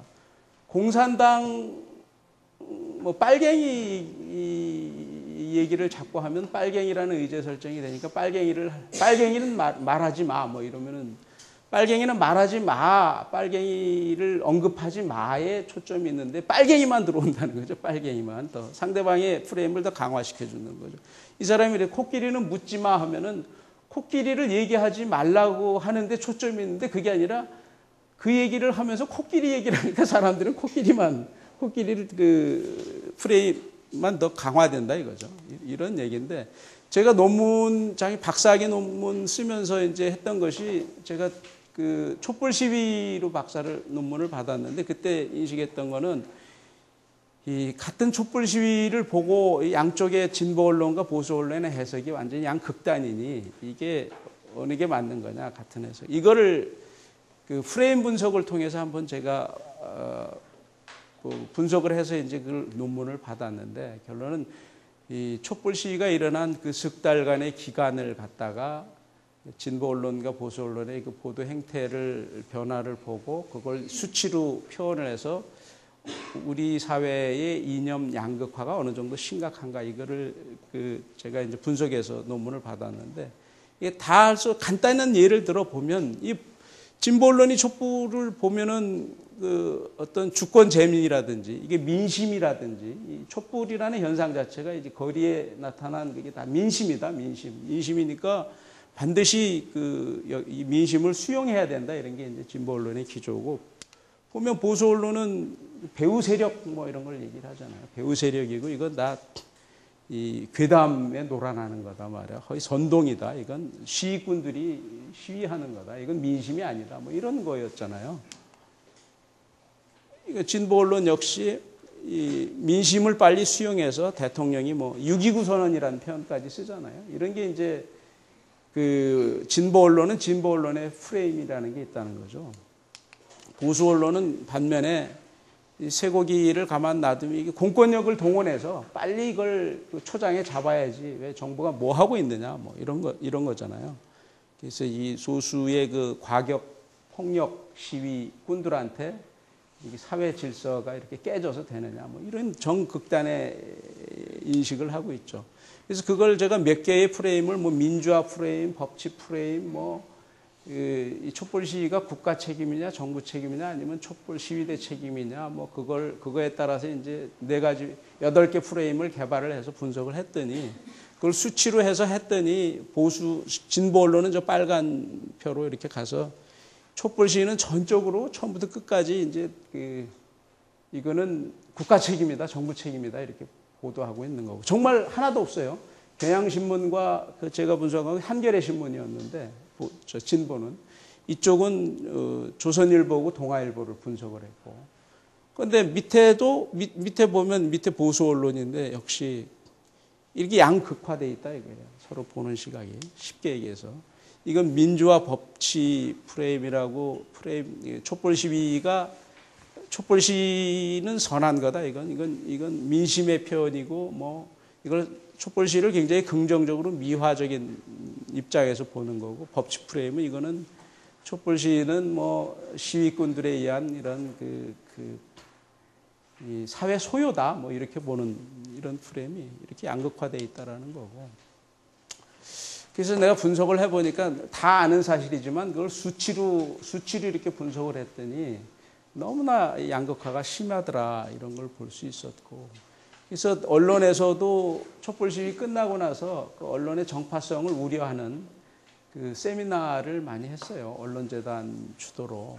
그래서 보니까 언론의 정파성이 상당히 심각하다. 정파성이라는 용어가 세이머라는 그 언론학자가 신문과 정당의 병행관계 이런 표현을 쓰는데 신문과 정당이라는 건 권력을 획득하기 위한 정치적인 목적이 있고 언론은 우리는 얘기를 할 때는 정론을 정론을 지향한다 이러잖아요. 하지만 실제적으로 보면 언론도 어떤 정치적인 언론사에 따라서 보수는 보수의 지향점이 있고 뭐 이런데 결국 보니까 정당이 지향하는 거와 언론사를 구성하는 그 구성원들의 개인적인 그 정치인과의 친밀도라든지 아니면 자기 가치관이라든지 이런 것 때문에 어떤 객관적인 보도보다는 어떤 정당의 정치적인 지향점과 같이 병행해서 간다. 그래서 이 신문과 정당의 병행관계 이런 용어를 썼는데 이게 이제 언론의 정파성을 가리키는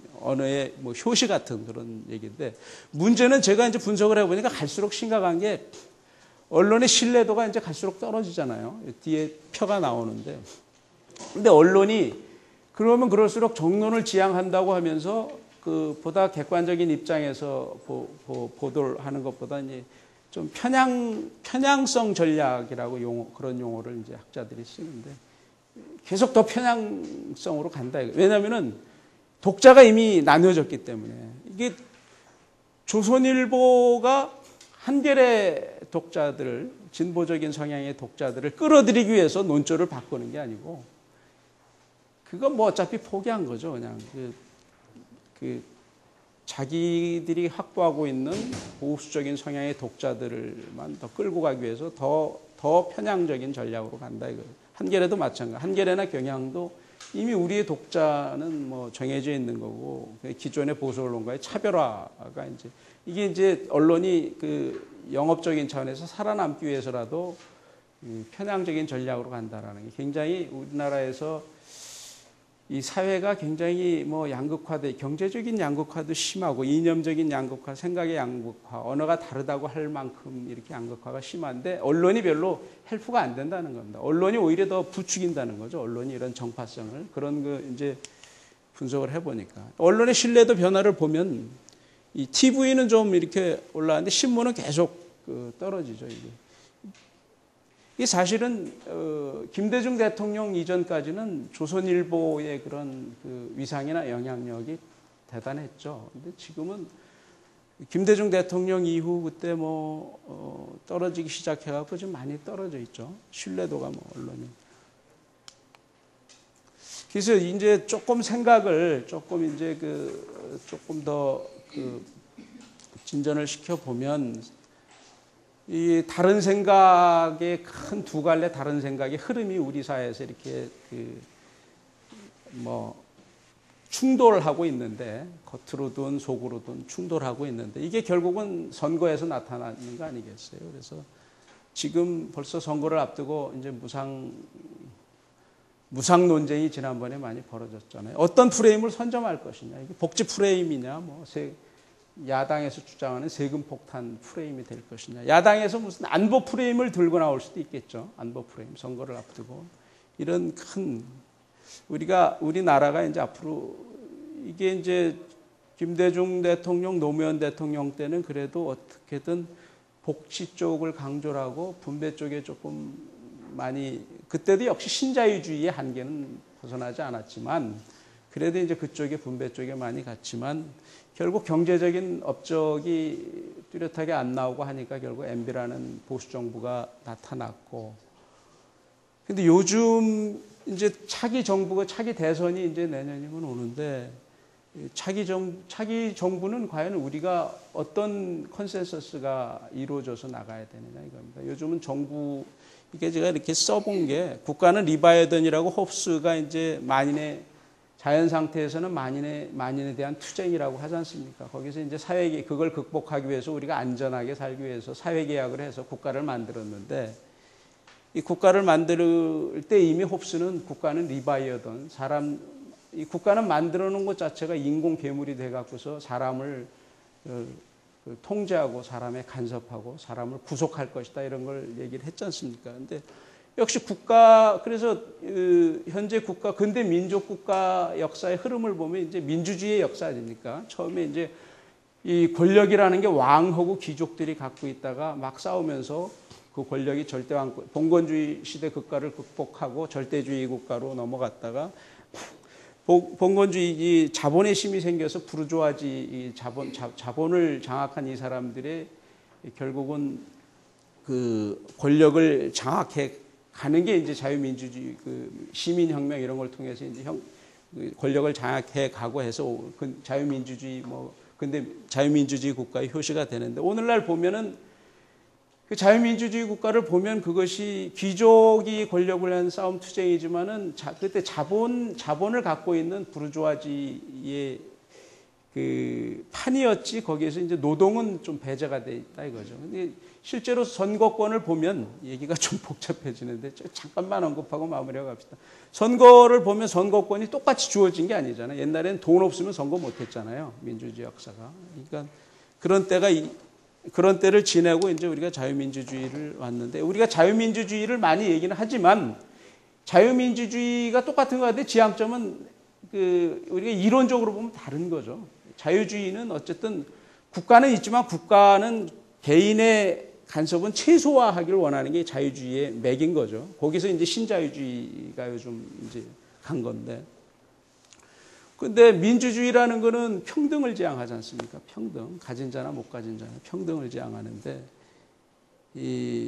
지금 이제 지난번에 무상복지 논쟁 때 보니까 이미 우리 사회가 너무나 이게 양극화도 심하고 경제적으로, 그래서 어떤 실질적인 민주주의의 진전 이런 것이 굉장히 중요한 화두로, 그게 국민적인 정서가 아닐까 싶은데, 과연 이런 것들, 이런 생각들이 이제 다음 정부에서는 어떻게 정리가 돼야, 우리가 다음에 대선 때는 과연 어떤 걸 지향하는, 어떤 정을 지향하는 정부를 우리가 만들어야 되는가, 이런 것들이 우리 내부적으로 한번 좀 생각해보고, 우리가 지향하는 정부는 어떤 거냐. 국가가 좀 적극적인 기능을 해서, 국가가 세금 더 많이 거두고 더 적극적인 역할을 해서 국민들이 그 사회 안전망을 좀 강화하고, 정말 지금의 구조에서는 자기 힘으로 살아갈 수 없는 사람들한테 보다 따뜻한 그걸 많이 해주는 그런 정부가 나은 건지, 아니면 시장은, 그렇게 되면 시장에 대한 국가가 간섭이 너무 많으니 시장은 그냥 두고, 그런 거는 대기업이니 이런 큰 부자들을 우선 잘 살게 해서 성장을 많이 해갖고서 거기서 이제 파일을 크게 한 다음에 나눠줘야 되니까 국가는 좀 기능을 좀 적게 하는 게 좋은 건지. 이게 미국 사회도 이제 이거에 따라 이제 진보 보수 정권이 이제 이게 갈림길이 나오는 건데, 우리도 이런 걸 한번 좀 생각하고 다음 선거에는 뭐 화두가 나오지 않을까 이런 거죠. 이 좀 거의 마무리 가는데 요 끝에 재밌는 영상을 한번 보고 마지막으로 거의 마무리로 가죠. 딱딱한 얘기 했으니까. 토라보라.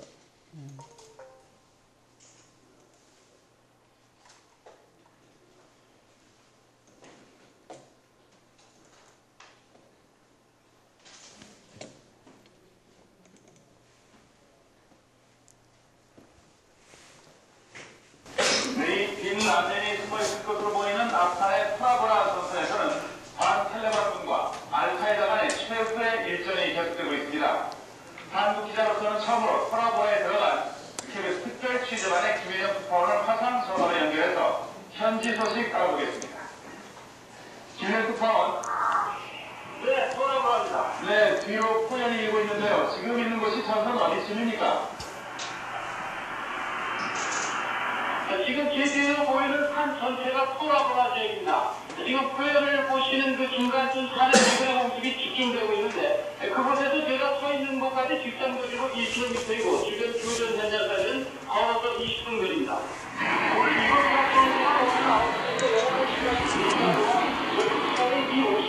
사건은 마무리해야 돼요. 간간히 산 곳곳에서 기관총 소리가 들리는데, 전선에서 막 나온 전사들은 알카에다 잔장과 소규모 정부가 공속되고 있다고 말하고 있습니다. 네, 알카에다 잔장들의 저항이 거센 모양이죠? 네, 지금 제 뒤로 멀리 보이는 산 너머가 파키스탄 쪽입니다. 지금 알카에다는 포위된 상태에서 파키스탄 국경 쪽으로 탈출을 시도하고 있는 것으로 보입니다. 알카에다 경력은 동부동맹군이 앞바퀴 가는 곳마다 별다른 저항 없이 투각지이고, 일부 지역에서는 중화기로 무장한 소규모 군대가 완전하게 저항해 있어서 동부동맹군이 핑크 포격을 집중하고 있습니다.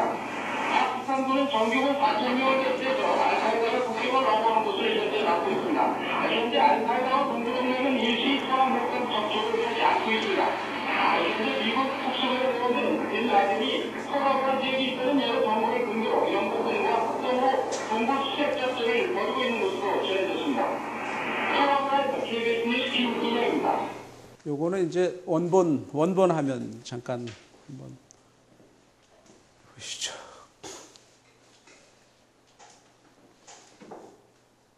이게 알카에다가 마지막에 토라보라 산악 지역에서 쫓겨가 갖고 이제 미군이 B-19로 폭격하는 그 현장입니다. 파키스탄하고 접경지대죠. 이게 이제 B-19가 폭격을 해서 연기가 계속 나는 거고요.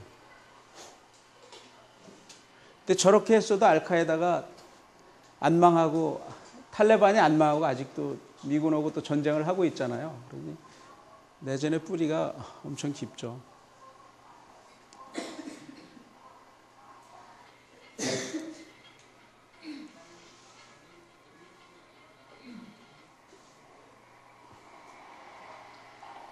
제가 겁 없이 이렇게 다니는 게 정말 무식해서 저런 겁니다. 저게 왜냐면은 요게 제가 여기서 요 다음 날에 올라갔더니 여기서 바로 지뢰 터져 갖고요. 죽었어요. 다 현지인들이. 얘들도 이제 여기 탄피 수거해 갖고 이거 팔아다가 좀 먹고 살고 그러는 주민들이 있거든요. 근데 이 지뢰라는 게 나 그때 처음 알았는데, 지뢰가 이제 우리가 발로 밟는 지뢰만 있는 게 아니고 하늘에서 이렇게 뿌리는 지뢰가 있어요. 그럼 이게 뿌리면은 나무 같은 데 걸려 있잖아요.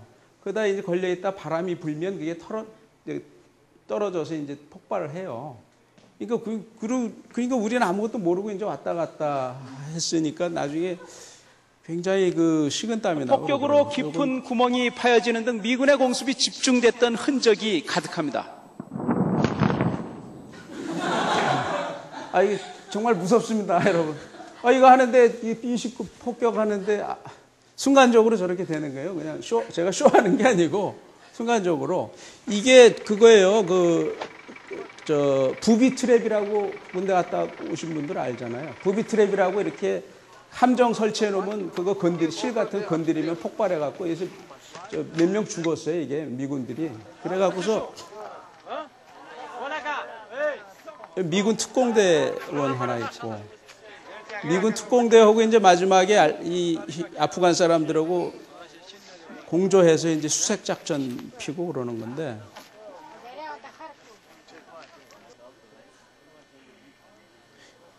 미군 특수부대원이 있죠. 그러니까 이 보세요, 이런 사람들만 계속 봐봐요. 계속 한두 달 보면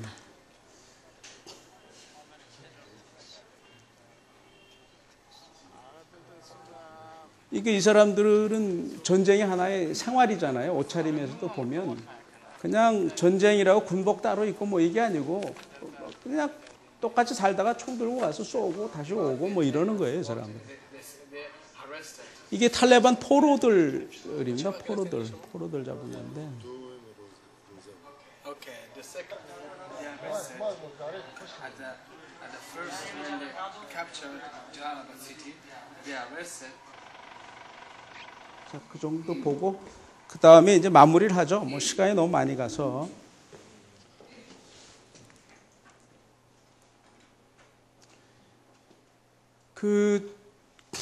뭐 이제 넘어가고요. 여기 빌라덴이 숨어 있는데 빌라덴을 잡을 수가 없어요. 왜냐하면 이쪽은 아까 중앙 정부가 통제력이 안 미치는 것이고 파키스탄 쪽에서도 그렇고 아프간 쪽에서도 마찬가지입니다. 그런데 여기 가보면 그 용감한 어떤 전문 기자, 외국 전문 기자 하나가 여기를 버스를 타고 갔어요. 빌라덴 행방. 근데 거기에 다니는 모든 일반 버스 안에는 빌라덴 초상화가 다 이렇게 붙여 있어요. 그 정도로 빌라덴 맹종자들이 일반 주민들의 민심이기 때문에 거기 숨어버리면은 찾을 수가 없죠. 공권력으로 찾아낼 방법이 없어요. 그러니까 빌라덴이 아직도 잡아내기가 좀 어려운 거죠. 이게 제가 돌아다니다가 저런 현장에 막 돌아다녔더니 서양 기자들이 막 나보고 인상을 쓰면서 욕 비슷한 걸 제재를 하고 그러더라고요. 이게 왜 그러냐? 이 부비 트랩 사건이 일어났기 때문에 그래요. 그러니까 알카에다 우리 눈에는 생생한 현장이 막 총알 이런 것들 막 산더미처럼 쌓여 있고 이런 게 너무 생생하니까 막 만지고 그러는데 만지지 말라 이거죠. 부비 트랩. 얘들은 이런 데 오면 얘들이 이제 군대를 안 갔다 온 이유도 있겠지만 여기 오면은 얘들은 전쟁터 보내기 전에 영국에서 특수부대가 운영하는 3주짜리 훈련을 거치고 옵니다. 이제 $10,000인가 뭐 이렇게 좀 훈련을 시켜요. 왜냐하면 군대 가면 거기 가서 총상을 입으면은 응급 조치하는 방법이라든지 물이 없을 때 물을 만들어서 일반 안전하게 먹을 수 있는 방법이라든지 쥐레의 종류라든지 이런 다 교육받고 옵니다. 근데 우리는 아니잖아요. 무식하게 가잖아요. 그러니까 막 좋게 보면 용감한 건데 상당히 무식해서 용감한 거죠, 우리가. 이제 마지막으로 이제 결론 부분 좀 잠깐 정리하고 갑시다. 이게 또 석유 전쟁인가 뭐 이런 얘기 아닙니까? 근데 이 카스피해 때문에 그래요. 카스피해 때문에 카스피해가 이제 석유가 이만큼 많고 이게 중동 말고 이제 여기서 세계 최고로 이제 석유에 관해서 이제 집중이 되고 있는 건데 이 카스피해를 둘러싼 나라들이 있지 않습니까? 이 카스피해 석유를 개발해서 이 석유를 서방 국가들한테 어떻게 안전하게 갖고 올 수 있느냐. 여기에 이제 파이프라인의 정착이 복잡하게 얽혀 있는 겁니다. 지난번에 러시아에서 파이프라인 잠갔잖아요. 우크라이나하고 분쟁이 일어나니까. 이 우크라이나가 이 운반비를 뭐 내야 되는 소련이 4배로 올리니까 그걸 지불하기를 거부하니까 러시아에서 파이프라인, 천연가스 파이프라인을 딱 닫아버리니까 그때 겨울철이었는데 유럽이 발칵 뒤집혔죠. 겨울철에 천연가스가 없으면 난방이 안 되는데. 그래서 결국 협상을 해서 해결했지만 그게 굉장히 상징해서 보여주는 거죠. 석유를 통제하고 안 하고가. 그래서 이 카스피해를 여기 카스피해 주변에 발견된 자원 천연가스와 석유 이거를 어떻게 미국의 이익이나 서방국들의 이익에 맞게 할까 보니까 이게 위쪽으로는 러시아가 있고 이쪽엔 중국이 있고 이쪽엔 이란이 있고 이게 다 미국하고 적대적인 국가들 아닙니까? 그러니까 요걸 기존에 있는 요걸 어떻게 피해서 미국이 그 안전하게 뽑을까? 이게 이제 미국으로서는 전략적으로 치명적인 그 사활이 달려 있는 거죠, 이게. 그래서 소련이 있을 때 이게 소련에 다 그 영향력에 들어가 있는 그런 국가들이었을 때는 엄두를 못 냈는데 소련이 무너지고 나서 이런 국가들이 해방이 되니까 이게 틈새를 가고 간 거죠. 근데 여기에 아프간에 미군이 주둔해 있으면 이런 인근 나라의 군대도 주둔하지, 이런 파이프라인도 이제 그 안전하게 지킬 수 있지, 뭐 이런 그 전략적인 이해관계들이 다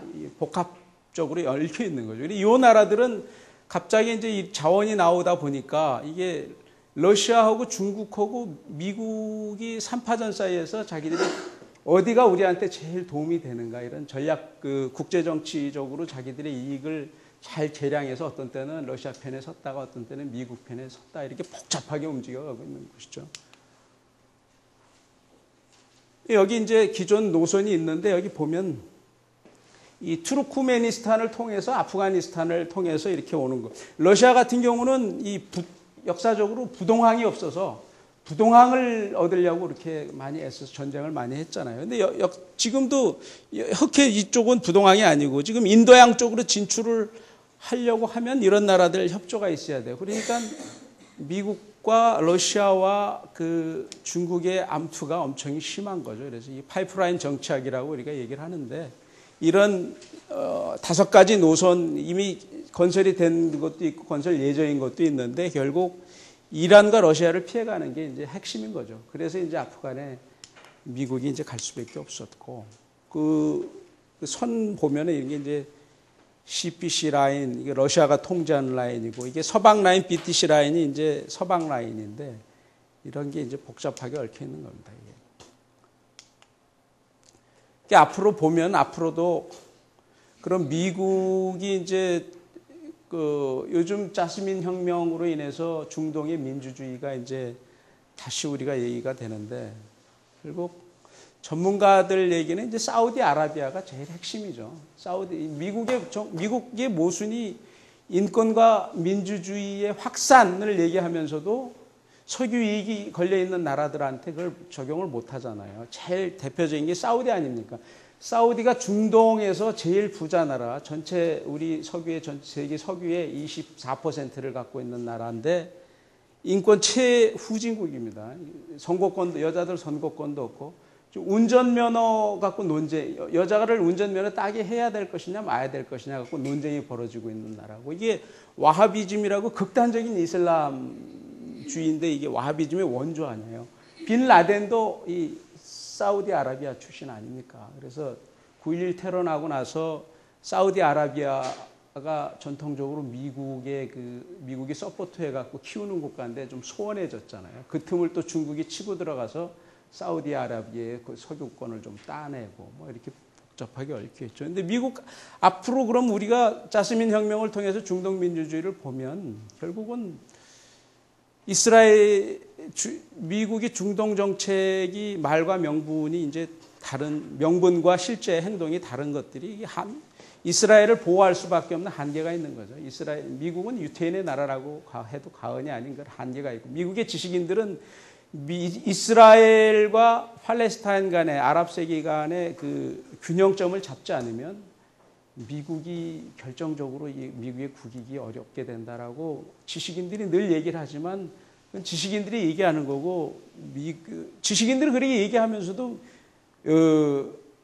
이스라엘을 일방적으로 지배할 수밖에 없는 그 구조가 미국 사회의 구조라는 거 너무나 잘 알아요. 알면서도 계속 주장을 하죠.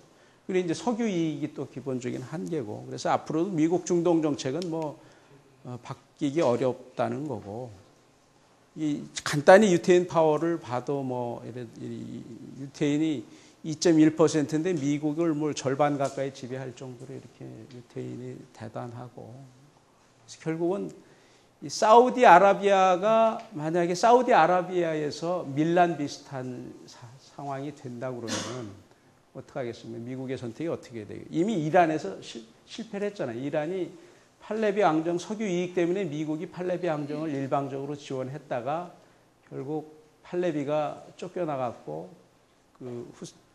코메이니한테 그때 쫓겨나갖고서 난 다음에 이란이 미국의 완전히 적대적인 국가가 됐죠. 근데 사우디아라비아도 지금 굉장히 그런 요거는 자스민 혁명을 통해서 중동 국가들이 이런 전체적인 민주주의 인권 확산 이런 상황이 지금 비슷한 상황이 또 있는 거죠. 이제 할 말 많지만 이 정도로 마무리 짓도록 하겠습니다. 자, 장시간 들어주셔서 고맙습니다.